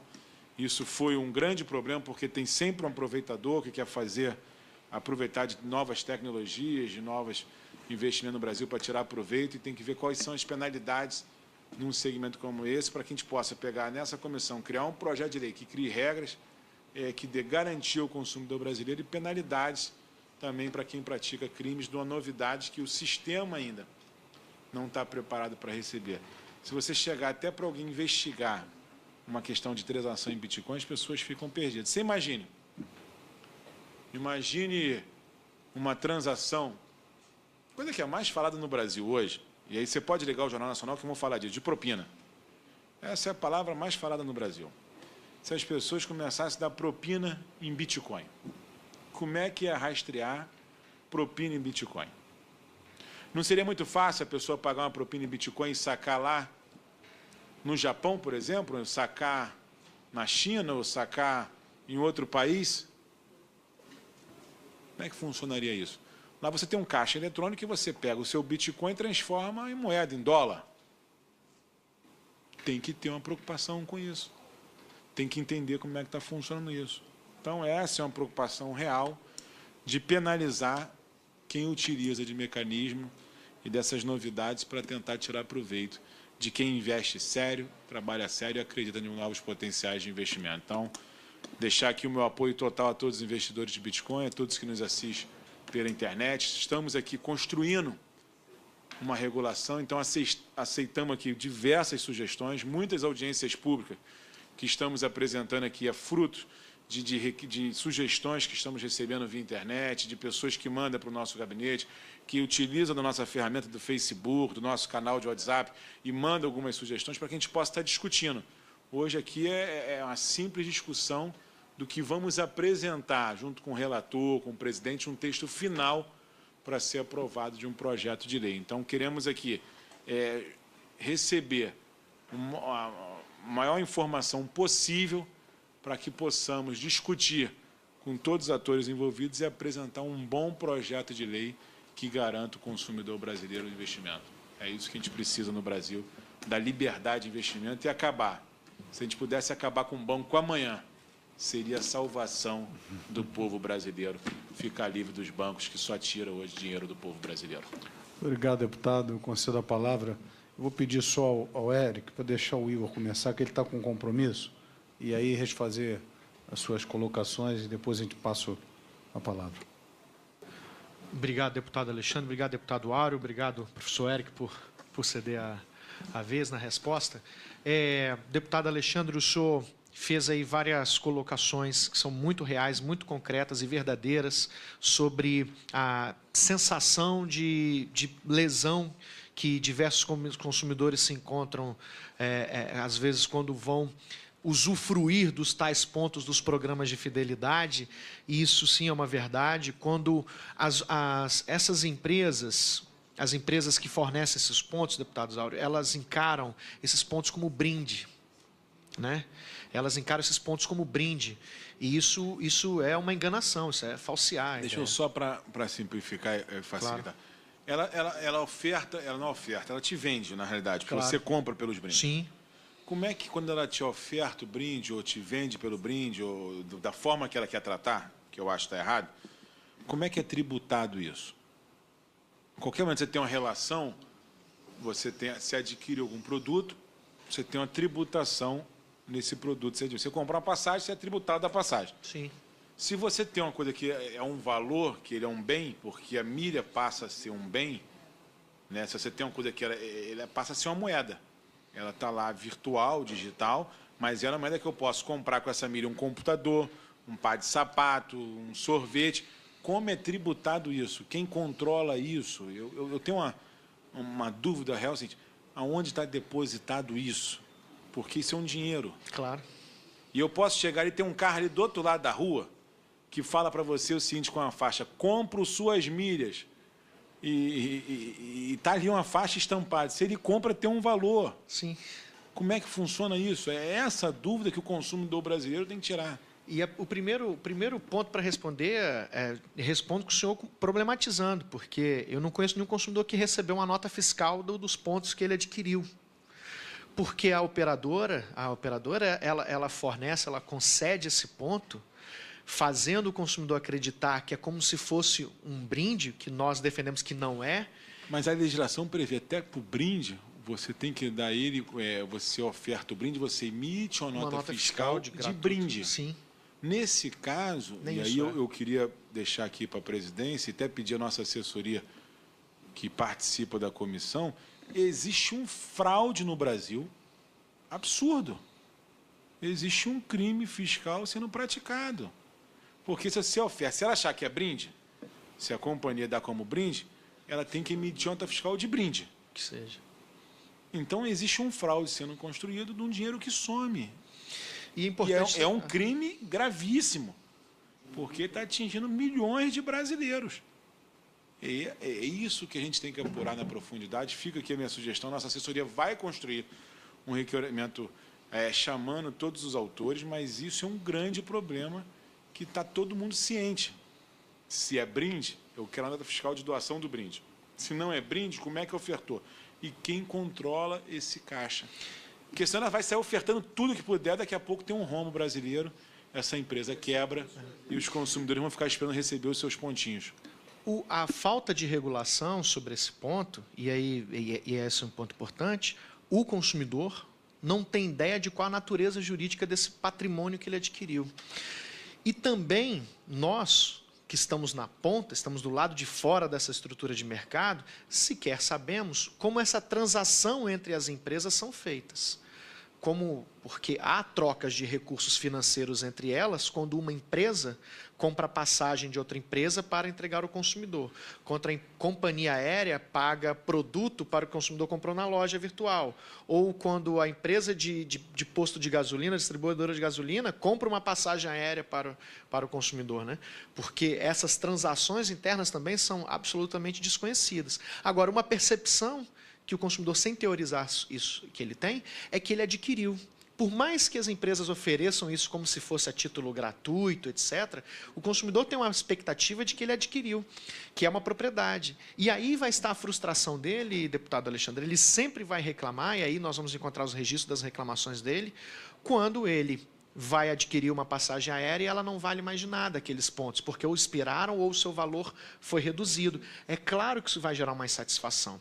E aí, nesse ponto, na perspectiva, se deveria haver um controle, uma regulamentação do poder público, no mínimo, para gerar uma certa transparência para o consumidor e também para o julgador, porque nós temos nossas dúvidas se os consumidores que vão ao judiciário estão sendo bem recebidos pelos magistrados, entendendo essas lógicas das decisões. Nós conhecemos várias decisões judiciais que determinam que a empresa ressarça o dinheiro ao consumidor, que a empresa conceda o benefício que ele está querendo, a adquisição de uma passagem aérea, etc., etc., mas o próprio magistrado sabe lá qual que é o valor de referência desse ponto, dessa milha adquirida pelo consumidor. Então, nós sim temos um problema de assimetria de informação e sempre nesse caso, nós da defesa do consumidor, quando enxergamos isso, convocamos o poder público para intervir, seja por uma regulação, seja por uma legislação, seja por um processo fiscalizatório. Então, sempre que há essa desvantagem, essa disparidade de poder, de conhecimento do consumidor em relação às empresas, por óbvio vai haver uma posição de vantagem exagerada da empresa de manipular as informações sobre isso, manipular o valor e, por óbvio, enganar os consumidores. Então, é claro que nós vamos defender a intervenção do Estado de alguma forma, né? E a legislação, ela pode, uma nova legislação, ela pode contribuir com isso. O Código de Defesa do Consumidor, ele tem um aspecto muito positivo, mas, ao mesmo tempo, ele requer, talvez, novos processos legislativos para complementá-lo. O CDC ele é principiológico. Ele é bastante principiológico. E por ser muito principiológico, ou seja, ele está parado lá em 1990, quando nem sequer a internet existia, muito menos programas de fidelidade, o juiz vai num conflito, numa insatisfação de um consumidor, ele vai buscar naqueles princípios uma proteção para julgar aquele caso, vai dizer, olha, esse consumidor legitimamente se sente enganado, ele parece que foi, esse consumidor está sofrendo um prejuízo, ele parece que foi, ao mesmo tempo, o juiz pode entender que o contrato é soberano, contrato esse que é muito alterado. Então, a insegurança jurídica, ela por óbvio, ela tanto vai gerar a judicialização, como ela vai gerar, como o próprio deputado Auro falou, um comportamento dos consumidores de não mais adotar esse sistema, esse mercado, né? Então, esse dinheiro para de circular porque o próprio consumidor traumatizado, ele fala, bom, se é assim, se eu tomo um prejuízo, se não tem regra para me proteger, se a regra atual não me protege, eu paro de utilizar. E, nesse aspecto, eu faço esse gancho com a questão da moeda virtual. O caso de Brasília, da CryptoCoin, deputados, vai provavelmente gerar um comportamento do consumo de total desconfiança essa tal moeda virtual. Agora, nem Bitcoin, nem CryptoCoin, nem outra coin que possa aparecer como oferecida para o consumidor, ele vai gerar vai ter essa confiança. Porque na ausência de regras ou na ausência de um braço do Estado para controlar, para gerar um pouco de equilíbrio e de segurança, nós vamos estar, sim, o consumidor, o deputado Auro perguntou se o mercado de moedas virtuais pode colocar o consumidor em lesão, em prejuízo. Sim, nós não temos regra no Brasil de proteção de dados pessoais ainda, amadurecida. Então, qualquer utilização de consumidores sobre um modelo de negócio que utiliza exclusivamente dados pessoais das pessoas está colocando esses consumidores em situação de risco, né? Então, nós temos o problema de proteção de dados. O uso intensivo das moedas virtuais vai gerar uma forte atuação dos hackers, como já acontece nos países em que as moedas virtuais são mais disseminadas.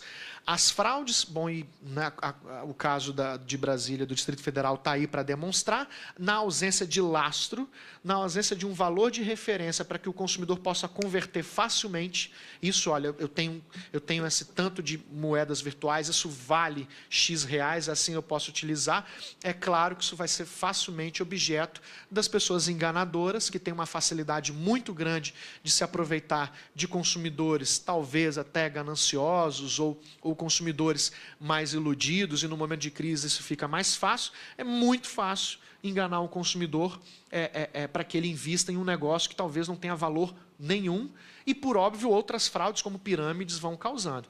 Então, sim, num cenário como esse, como nós estamos vivendo, nós já temos aí provas categóricas que a falta de regras, seja da regulação, né, seja da norma do processo legislativo, ela sim gera sérios riscos de prejuízo. Ok. Agradeço a sua participação. Informo que as apresentações estarão disponíveis para quem solicitar a comissão. E passar a palavra ao Eric para suas considerações. Deputado Alexandre, deputado Áureo, como já disse, acho que esse debate é extremamente válido, legítimo e bastante rico para esse momento que nós vivemos aqui no país em relação às moedas virtuais, não só no Brasil, mas no mundo como um todo. Então, eu queria fazer alguns esclarecimentos em cima das colocações do deputado Alexandre. Primeiramente, em relação ao posicionamento do Banco Central. De fato, o Banco Central, num primeiro momento, ele se posiciona, ele não reconhece a criptomoeda, enfim, a moeda virtual, como uma moeda propriamente dita, com base em dois argumentos. O primeiro argumento é de que a moeda virtual, ela não é, do ponto de vista da perspectiva jurídica, ela não é uma moeda porque a lei do Plano Real diz que a única moeda de circulação no país é o real. A moeda de curso forçado. E da perspectiva econômica, a moeda ela tem basicamente três funções econômicas. Ela tem a função de meio de troca, ela tem a função de reserva de valor e é uma função de unidade de conta. Na visão do Banco Central, as moedas virtuais elas não servem, elas não cumprem a função, o terceiro requisito, que é a unidade de conta. Elas podem ser usadas como meio de troca, como efetivamente são, em alguns casos. Embora, na minha visão, eu acho que ainda essas moedas são...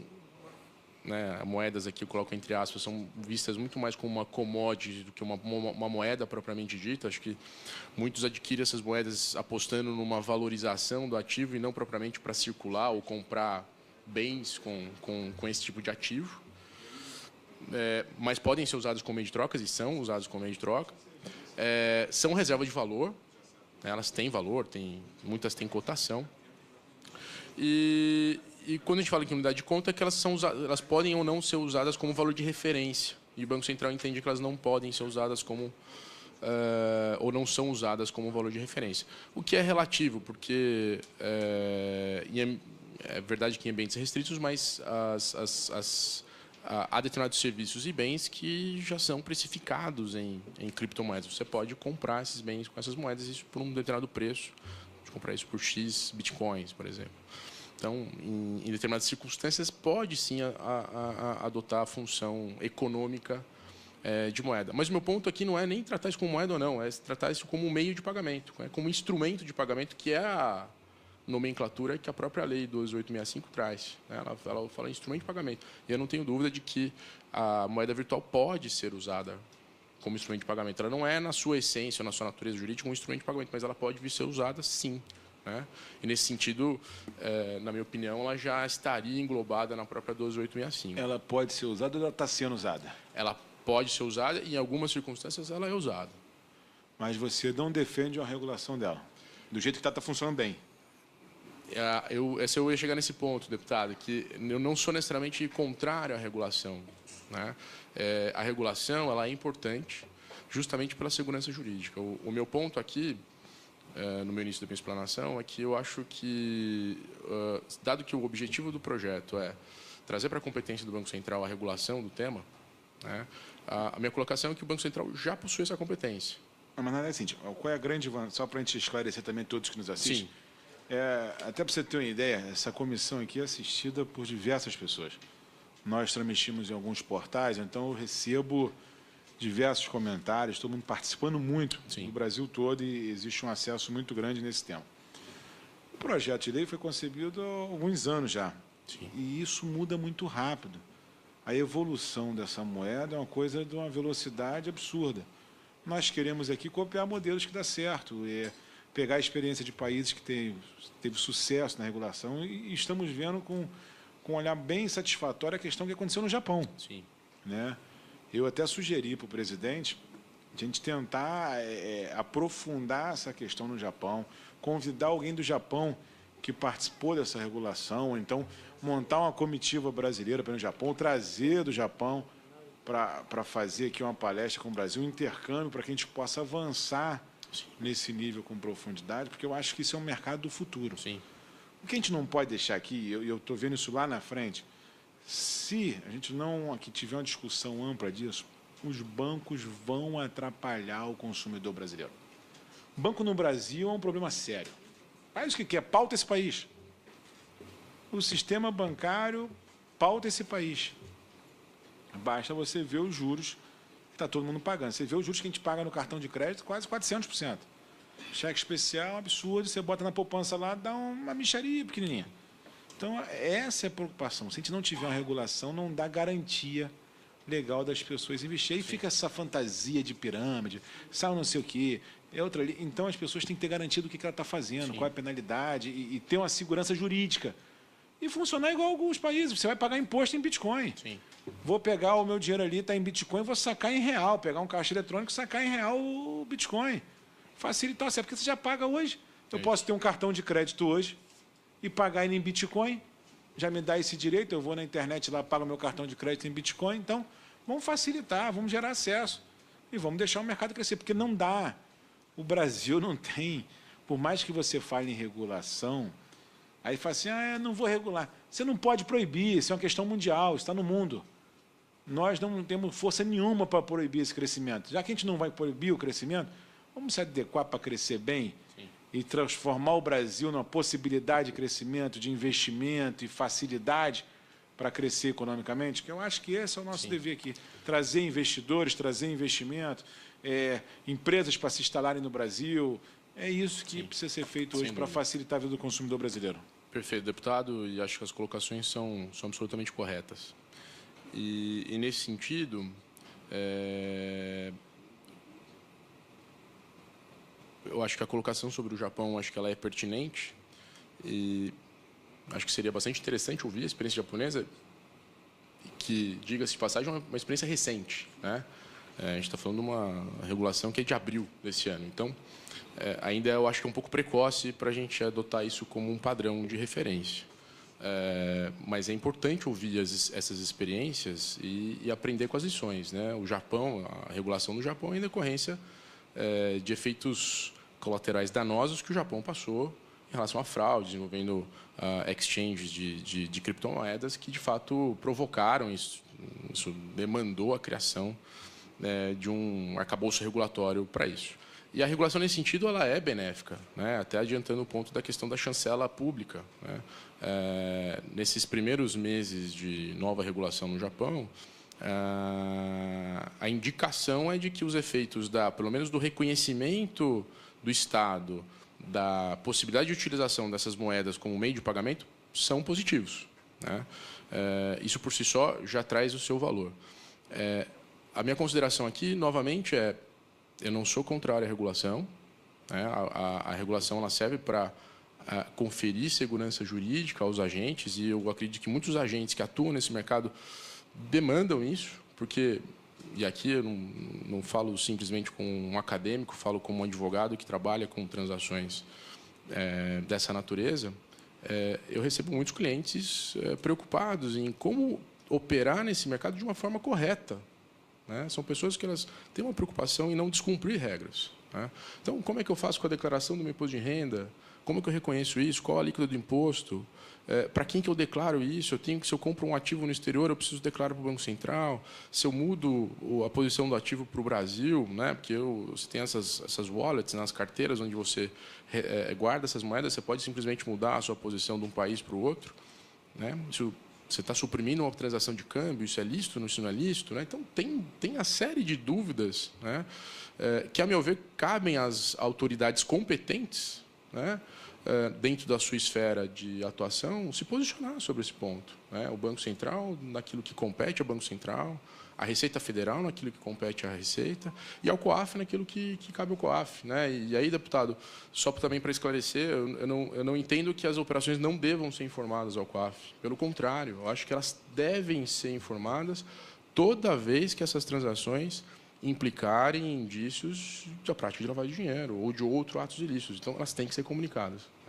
O meu ponto é justamente você esclarecer na própria lei, né, que os agentes que atuam nesse mercado, os exchanges, os corretores, os intermediários, eles tenham essa obrigação, inclusive, né? Muito embora, como eu já disse aqui, eu entenda que a própria lei já abrange esses agentes, acho que é importante deixar isso claro, porque esse é um dos pontos, né? Também pegando o gancho do questionamento do deputado Áureo, onde pode ocorrer lesões, de fato, né? Você pode usar a criptomoeda para a prática de ilícitos, como o ilícito da lavagem de dinheiro, que é possível ser praticado com criptomoeda, com dinheiro, com qualquer outro tipo de bem que permita a ocultação de um patrimônio decorrente de um crime, né? Então, nesse sentido, é válido e seguiria a tendência que já vem de alguns anos de você prevenir a prática desses ilícitos, né? Portanto, acho que são essas as minhas considerações. Deixa eu só ver se eu queria conceder a palavra ao deputado Celso Russomano. Presidente Alexandre do Vale, senhoras e senhores parlamentares, nossos convidados, eu peço desculpa por ter chegado agora, mas eu estava presidindo a reunião do Mercosul, eu sou presidente do Mercosul, então não dá para a gente estar em dois lugares ao mesmo tempo. Mas esse é um assunto que me preocupa muito. Um russomano é bom, tu já imagine dois ao mesmo tempo, rapaz, como é que seria um sucesso nessa Câmara? E parabenizo o deputado Áureo pela iniciativa também, porque eu recebo muitas denúncias de pessoas que investiram em Bitcoin. Ontem mesmo, estava aqui na Câmara, por intermédio do vice-presidente da Caixa Econômica Federal, que me ligou pedindo que eu atendesse um amigo dele, do Espírito Santo, que investiu em Bitcoin. Começou investindo lá em R$ 1.800 cada Bitcoin, e hoje já chegou a 17, caiu para 12, está por aí, mais ou menos isso. Hã? Pois é, são 16 mil reais. Não, 12 mil mesmo. Bom, o que ocorre? Ocorre que existem fraudes em cima dessas moedas virtuais. E a fraude que ontem me foi colocada, eu estava inclusive no plenário, deputado Alexandre, e essa pessoa me ligou e disse, olha, sacaram da minha conta 20 bitcoins. E aí eu fui reclamar para o operador. E aí comecei a reclamar por operador e não havia retorno em relação a isso. Eu fui e pedi para o meu advogado interceder, e a primeira atitude nossa era conversar com eles via telefone, porque não havia segurança jurídica na conta, já que foi invadida. E aí os advogados começaram a conversar, não houve êxito na conversa. Lá pelas tantas, a operadora, né, de Bitcoin aqui no Brasil, que é uma das maiores, não vou citar o nome agora porque a gente está apurando a denúncia, mas fomos atrás dos proprietários da empresa. São dois. Bom, primeiro, a empresa não tem sede fixa, tem sede virtual. Eles alugam uma sala compartilhada com mais não sei quantas outras empresas. E eles só aparecem nesse local à medida que existe alguma reunião. Bom, esses mesmos proprietários desta operadora, eles, nas redes sociais, aparecem com Ferraris, inclusive existe um vídeo gravado em que um deles diz assim, ó, está aqui a minha nova Ferrari e atrás nossas mulheres com as nossas Mercedes. Ele e o sócio dele, cada um com uma Ferrari. Só que na declaração dele de imposto de renda, ele tem 2 carros populares, cada um tem um carro popular e um deles tem um apartamento, não tem absolutamente mais nada a não ser isso. Mas o mais grave dessa história, além de não ter segurança jurídica nenhuma, e aquele que investe como ele estava investindo, investe e compra, eu disse, em que data você fez um saque? Porque a promoção do negócio é tão boa que as pessoas que investem não querem tirar. Porque no que está sendo prometido é que ela está ganhando muito, né? Então, você com patrimônio de 10 mil reais já chegou a um patrimônio de 200, você fala, não, deixa lá. Não há quem me dê mais dinheiro no mercado do que esse negócio. E é proposital isso. Porque na hora que a pessoa quer retirar, não consegue. Depois que ele foi vítima do golpe, ele tinha, além desses 20 bitcoins que foram desviados da conta dele, assim como alguns dividendos que ele estava tendo, ele tinha mais 30 bitcoins e ele tentou sacar. Sabe o que fizeram? A empresa fez? Bloqueou a conta dele. E o que é mais grave, a operadora, além de bloquear a conta dele, entrou no e-mail dele e apagou todas as conversas que tinha tido com a operadora. Graças a Deus ele tinha feito um backup, e por conta de ter feito o backup, ele tem tudo documentado, inclusive o momento em que eles assumem que ele realmente foi invadido, num primeiro momento, e num segundo momento que eles não vão pagá-lo porque ele que era detentor da senha. E se ele era detentor da senha, ele que teria cedido a senha a um terceiro para que houvesse essa invasão. Bom, como chegar à operadora? Ninguém sabe.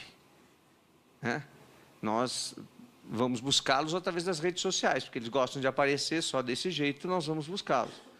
Agora, que segurança jurídica nós temos?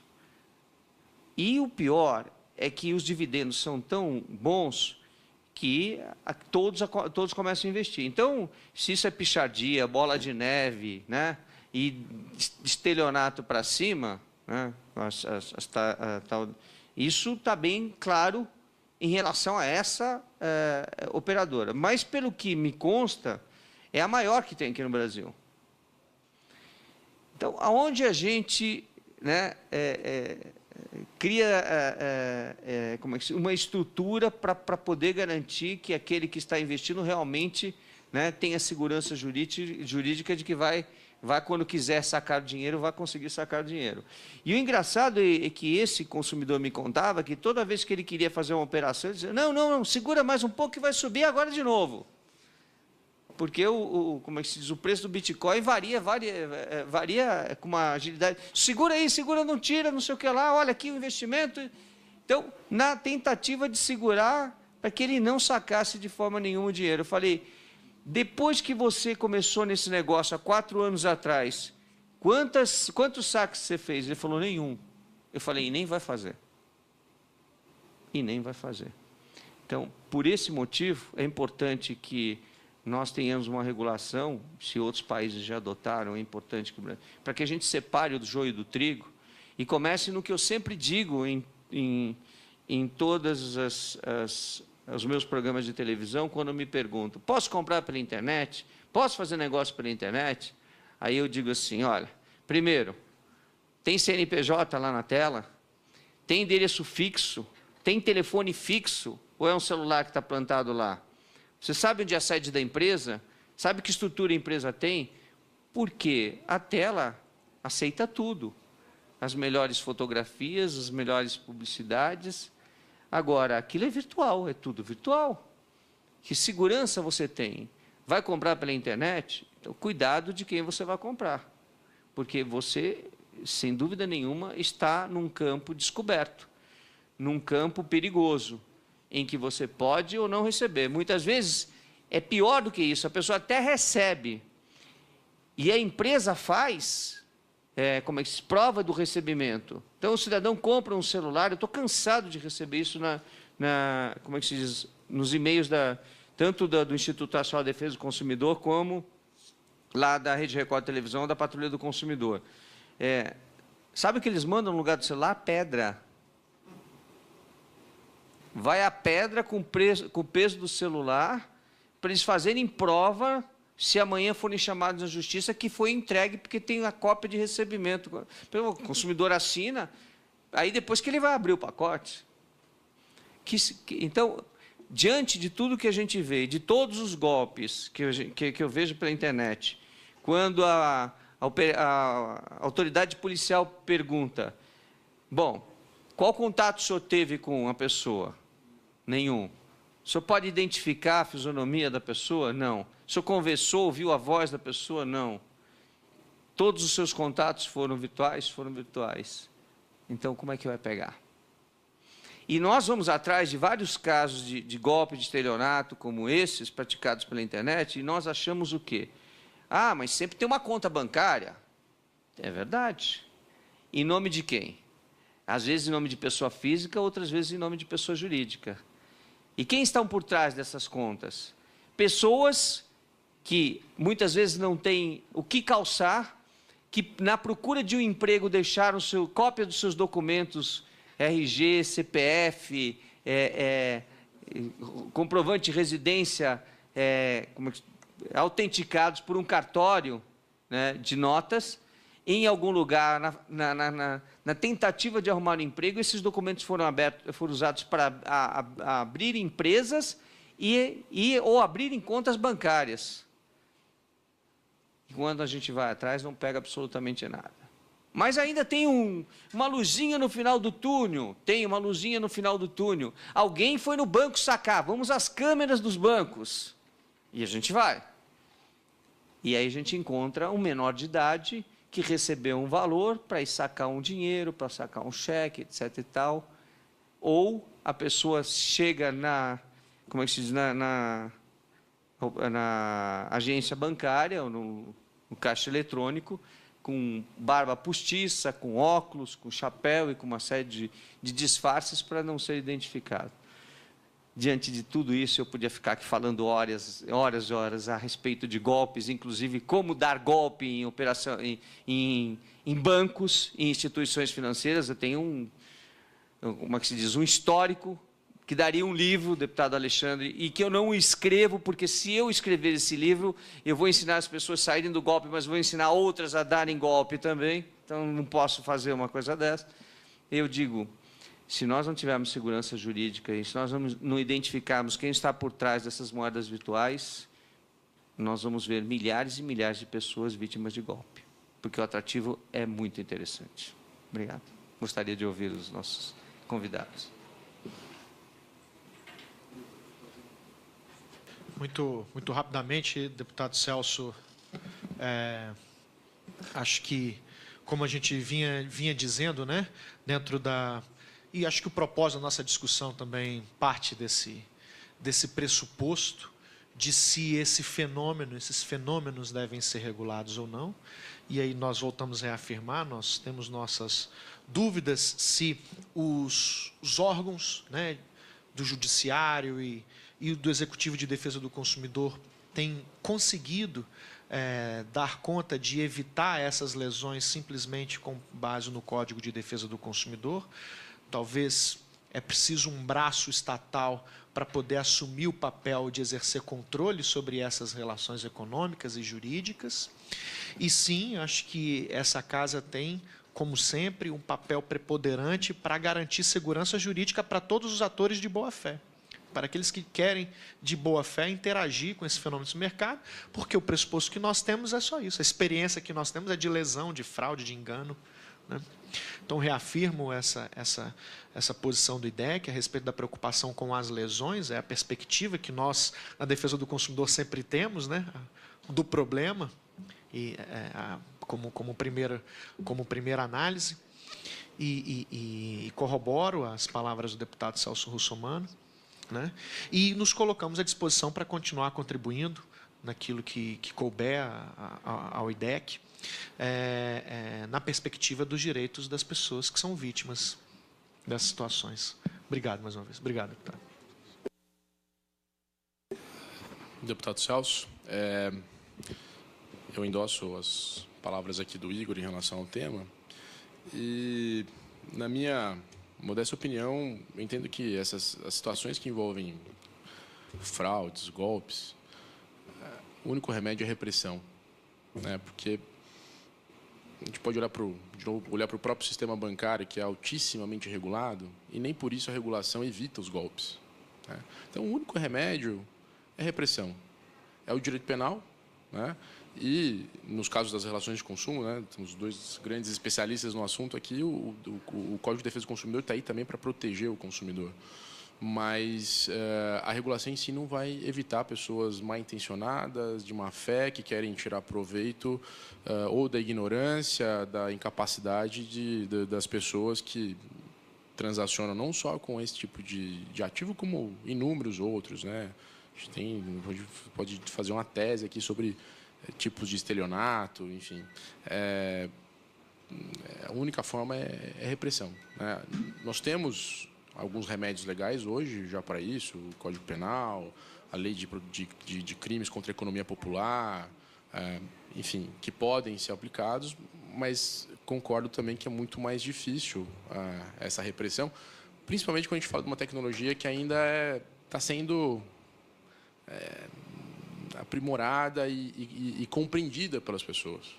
É difícil, as pessoas são muitas vezes seduzidas por um suposto ganho fácil, né, de uma valorização, de uma moeda, etc., e investem sem conhecimento daquilo que eles estão de fato adquirindo, dos riscos que eles estão assumindo. Né? Seria o equivalente a alguém querer comprar um derivativo, sem ter conhecimento para operar com um derivativo, né? Sem saber que ele pode perder o capital investido e ainda correr o risco, talvez, no preço de derivativo, ainda ter que tirar dinheiro do bolso para pagar. Né? Dá para estabelecer esses tipos de paralelos, né? Então, obviamente, é um tema que demanda cuidado e atenção, e por isso que o debate aqui é extremamente válido nesse sentido. Só para complementar e a gente encerrar os trabalhos, nós estávamos discutindo outro dia na Comissão, né, de Defesa do Consumidor a questão do término, tem um projeto de lei tramitando na Câmara para a gente terminar com a moeda física. Né? A Suíça tentou isso, ou melhor, a Suíça está atuando nas instituições financeiras nesse sentido. A Suíça, que é um país desse tamanho, tem 240 mil fraudes contra as instituições financeiras. 240, quando resolveu que o dinheiro em espécie não seria usado mais pelas instituições financeiras. Então, a gente tem muito que caminhar pela frente, considerando que eu não conheço, apesar dos tokens e de todas as seguranças bancárias, nenhum sistema bancário totalmente seguro. Nem o Departamento de Estado americano, às vezes, é invadido. Né? O brasileiro tão criativo e engenhoso. Deputado Celso, sua presença aqui sempre nos abrilhanta. Gostaria de pedir que o senhor participasse mais com a gente. O tema é de suma importância. Nós dividimos a comissão no plano de trabalho em 2 fases. Vamos começar a falar sobre milhagem, também, que é outro tema importante. Então, a sua presença aqui para nós é sempre valorosa. Não havendo mais quem queira fazer uso da palavra, não mais havendo a tratar, convoco a reunião ordinária para o próximo dia 4/10, quarta-feira, às 14h30, a plenário a ser oportunamente informado com a seguinte pauta: audiência pública e deliberação de requerimentos entregues à Secretaria da Comissão até às 18 horas na véspera da reunião. Está encerrada a presente reunião.